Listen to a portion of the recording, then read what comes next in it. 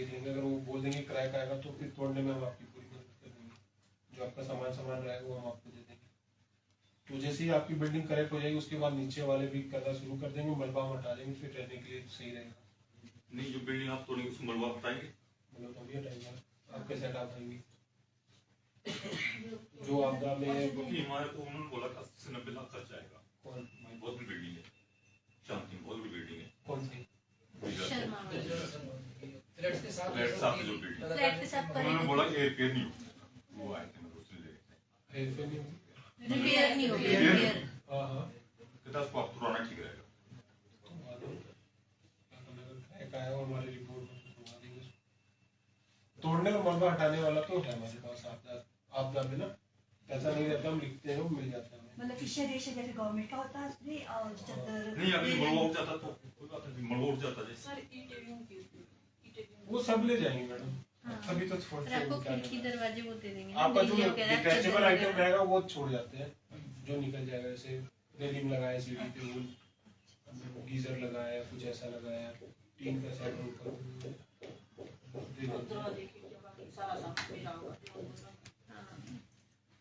क्योंकि जो लेंटर में सरिये सुरी है ना वो तो गिराएंगे तो साथ में ही जाएगा, वो नहीं निकल सकता।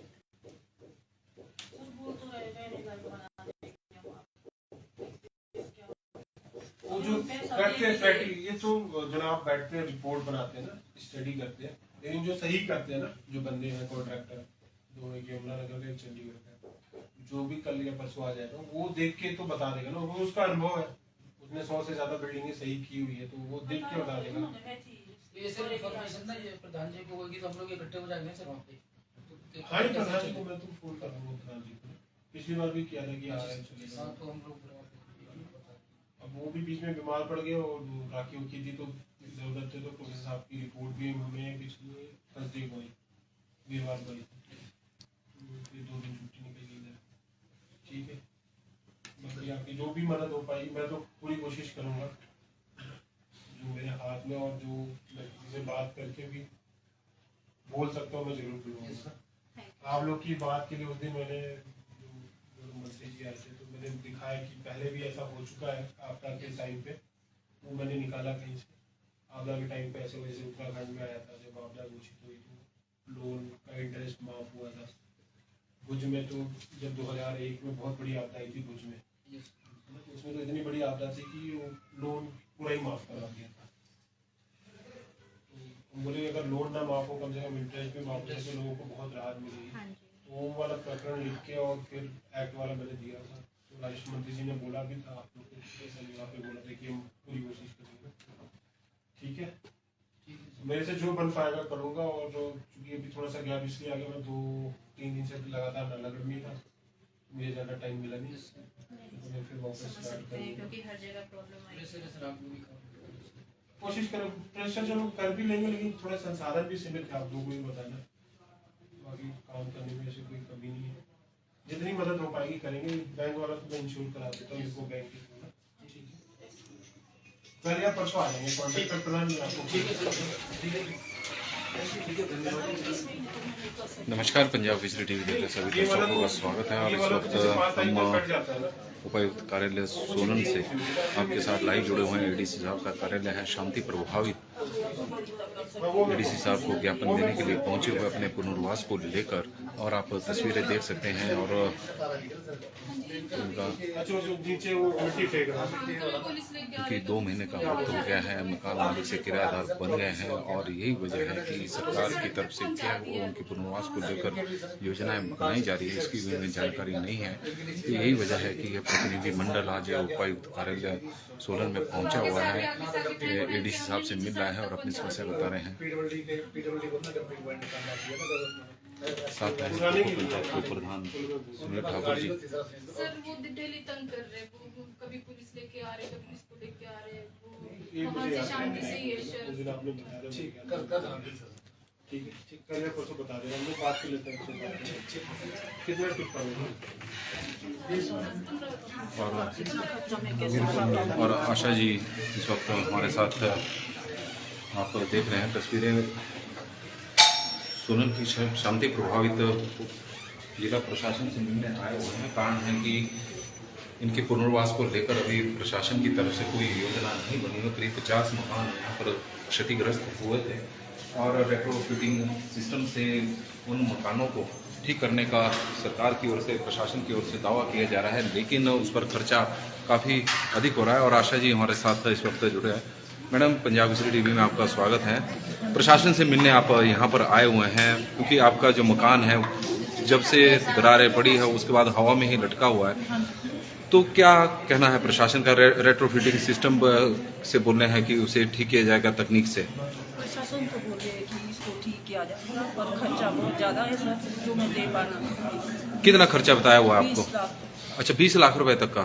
तो क्योंकि इस वक्त सही बात है, तो क्या कहा अभी प्रशासन ने कि इसका जो सीधा करने का है, जैसे आपके मकान खड़ा करना है उसका तो हम दे नहीं पाएंगे, इतना खर्चा सरकार नहीं दे पाएगी? नहीं। अगर तोड़ाना है तो तब हम हेल्प कर सकते। नहीं, तो आपको क्या लग रहा है कि क्योंकि मकान आपका है, प्रशासन तब तक तोड़ नहीं सकता जब तक आपकी सहमति नहीं मिले, तो कहीं ना कहीं या तो मकान गिराने के ऑप्शन आपको दे रहे होंगे या फिर तब रेट्रोफिटिंग ज़्यादा से। तो सीधे करने के दे रहे हैं कि आपको हम रहने लायक मकान बनाएंगे। ठीक है जी। और ज़्यादा खर्चा नहीं था। तो सरकार से आप क्या मांग कर रहे हैं? अपील करिए कि थोड़ी मदद सरकार की ओर से। ठीक है जी। मैं 8,000 किराया दे रही हूँ, 2 लोन की किस्त है, कैसे मैं खर्चा करूँ ना ठीक है जी। उठाने के लिए, सीधा करने के लिए। कितना मंजिला मकान है आपका? 3 मंजिला मकान है। एक तो अभी कंप्लीट, ये अब अभी हाल ही में बनाया था, लेकिन कंप्लीट हुई थी अभी तो एक बार। उसमें रहना भी मिला नहीं था हाँ, नहीं रह पाई उसमें। और इस वक्त 8,000 रुपये का किराया दे। हाँ जी, 8,000 किराया दे रही हूँ। ठीक है। और आप तस्वीरें इस वक्त देख रहे हैं प्रधान जी,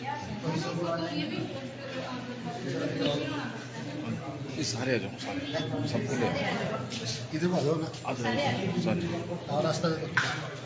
और सोलन की ये तस्वीर आप इस वक्त देख रहे हैं। शांति प्रभावित कोठो पंचायत के प्रधान सुनील ठाकुर जी के साथ जुड़े हुए हैं और जब से शांति में त्रासदी हुई है तो प्रधान और उप प्रधान काफ़ी एक्टिव भी है।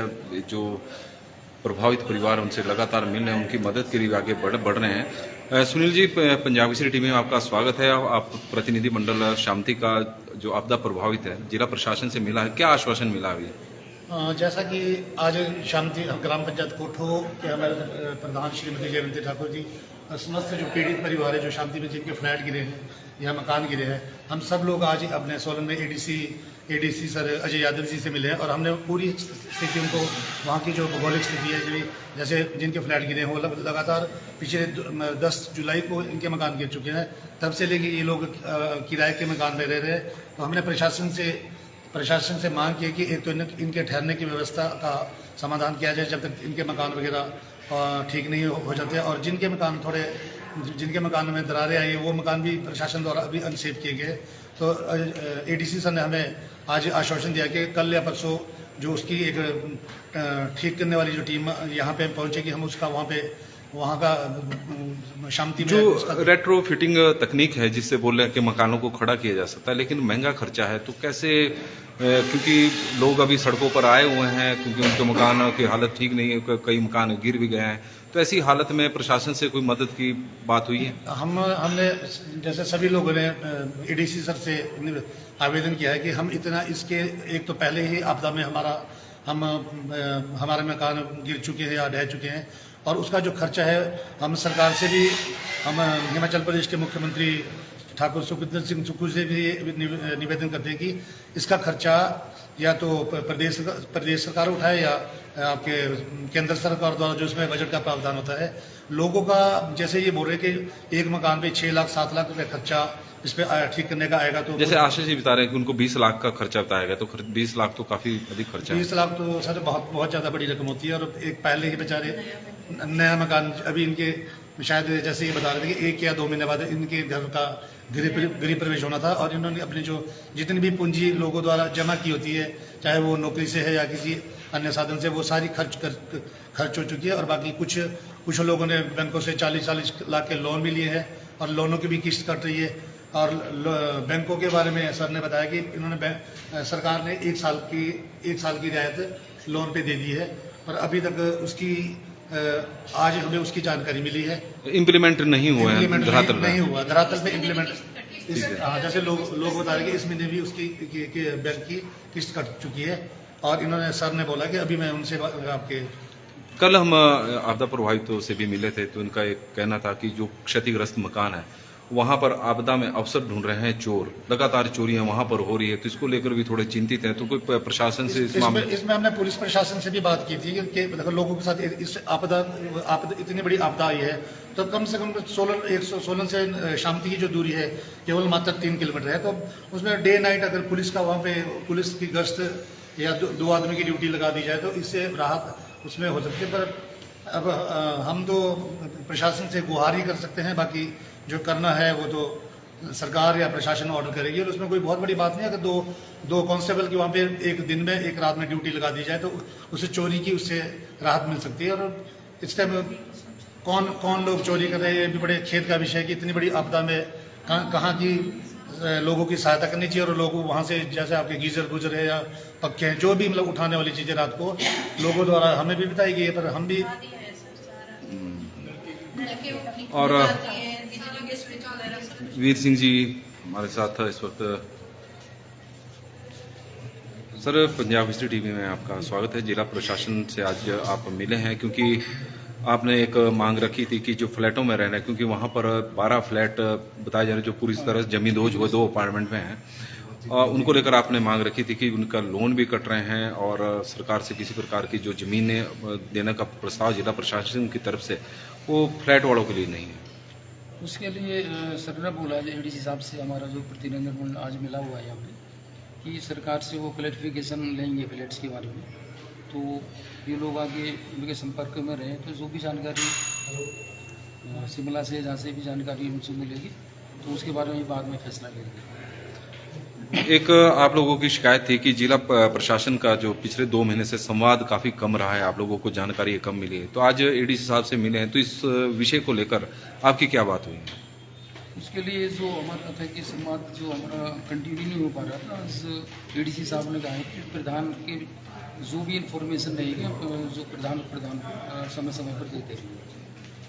इंश्योरेंस को लेकर भी बात हुई थी, क्योंकि जो आपने कल ज्ञापन एक तैयार किया था प्रशासन के लिए, और आप लोगों का आरोप भी था कि इंश्योरेंस कंपनियां ऐसे समय में उनके साथ आप लोगों के साथ मोल भाव कर रही हैं, और अभी तक क्लेम कोई दिए नहीं है लेकिन मोल भाव करने में लगी हुई है। एडीसी साहब ने इसमें हमको आश्वासन दिया है कि जितने भी बीमा कंपनियां हैं उनको बुला के उनके साथ बात की जाएगी और उनको जो भी प्रशासन कर सकता है अपनी तरफ से उन पर दबाव बनाएगा। रेट्रो फिटिंग तकनीक को लेकर बात हुई है कि जो मकान गिरे हैं उनको खड़ा किया जाएगा, उस पर खर्चा भी काफ़ी होना है, तो उसको लेकर आप लोगों ने क्या निर्णय लिया है? उसमें जो हमारे प्रशासन से भी बात हुई है, तो फाइनेंशियली जो प्रशासन है वो कह कि अभी जो ये डिस्ट्रिक्ट सोलन में काफ़ी बड़ी आपदा आई हुई है, तो अभी जो फंड की उनके पास कमी है, तो फिलहाल एडीसी साहब ने कहा है कि आप अपने खर्चे पे इसको सही करा सकते हैं, लेकिन हम लोग ऑलरेडी ऑन दी सड़क पे हैं, तो हमारे पास इतने पैसे भी नहीं है कि हम जो इतना मतलब महंगा खर्चा उठा सकें। तो हम लोग सीएम साहब से या जो हमारे रेवेन्यू मिनिस्टर है, हमारा जो प्रतिनिधिमंडल है उनसे मिलने से मिला जाएगा। तो जमीन को लेकर क्या तय हुआ कि कितनी जमीन दी जाएगी अगर मान लो जिनके मकान खड़े नहीं होते हैं?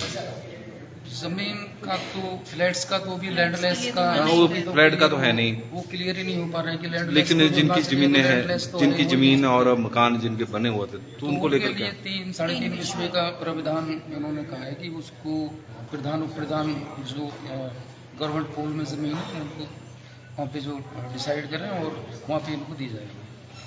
धन्यवाद जी। और इस वक्त शांति के आपदा प्रभावित जिला प्रशासन के द्वार पहुंचे हुए थे और उनकी एक मांग इस वक्त है कि उनके पुनर्वास के लिए सरकार द्वारा कोई योजना बनाई जाए, क्योंकि 2 महीने का वक्त हो चुका है। 10 जुलाई को आपदा प्रभावितों ने अपने मकानों को खाली किया था, जब शांति के पहाड़ी पर उस वक्त दरार पड़ी थी, और उसके बाद उन मकानों को खाली किया गया था। लगातार मकानों में दरारें आने की वजह से कई मकान वहां पर गिर भी गए हैं। 2 अपार्टमेंट बिल्कुल गिर गए थे, कुछ मकान वहां पर हवा में लटके हुए हैं और ये इसे देखते हुए प्रशासन ने करीब 50 मकानों को वहां पर खाली करवाया था। और उसके बाद से हालांकि पुनर्वास जो सरकार की तरफ से फौरी राहत थी, इन परिवारों को, प्रभावित परिवारों को दी गई थी जिनके मकान गिरे थे। उन्हें 1,45,000 रुपये की फौरी राहत दी थी और जिनके मकान आंशिक रूप से क्षतिग्रस्त हुए थे उन्हें 1 लाख रुपए की फौरी राहत दी थी। लेकिन उसके बाद से किसी प्रकार की सूद प्रशासन की ओर से नहीं ली गई है और यही वजह है कि आज शांति प्रभावित लोग यहाँ पर पहुंचे हुए हैं। हालांकि जिला प्रशासन द्वारा रेट्रोफिटिंग से जो मकान गिरे हैं, रेट्रोफिटिंग तकनीक से ठीक करने की बात कही है। वहाँ पर इंजीनियर ने सर्वे किया हुआ है, उससे लोगों में थोड़ी आशा जगी है कि उनके मकान ठीक हो जाएंगे, रहने लायक हो जाएंगे। लेकिन वो काफ़ी महंगा खर्चा है और स्थिति ये हो गई है कि उनका कहना है कि इतना महंगा खर्चा वो वहन नहीं कर सकते। जैसे आशा जी है, इनका मकान हवा में लटका हुआ है और इनका कहना है कि 20 लाख रुपए का खर्चा इन्हें बताया गया है। तो 20 लाख रुपए बहुत बड़ा अमाउंट होता है। उनका मकान में जो इन्होंने तीसरी मंजिल बनाई थी उसमें रहने का भी मौका नहीं मिला था। बहुत से परिवार ऐसे हैं जो बिल्कुल उनकी आमदनी का भी अब कोई सोर्स नहीं है और उस वजह से उनका कहना है कि यदि सरकार किसी तरह से उनकी मदद करेगी तो शायद उन्हें उनका जो पुनर्वास का है वो हो सकता है पुनर्वास, अदरवाइज इन लोगों को काफ़ी दिक्कतों का सामना करना पड़ सकता है। आप तस्वीरें देख रहे हैं, शांति प्रभावित करीब 50 परिवार हैं जिनके मकान इस वक्त क्षतिग्रस्त वहां पर हुए हैं।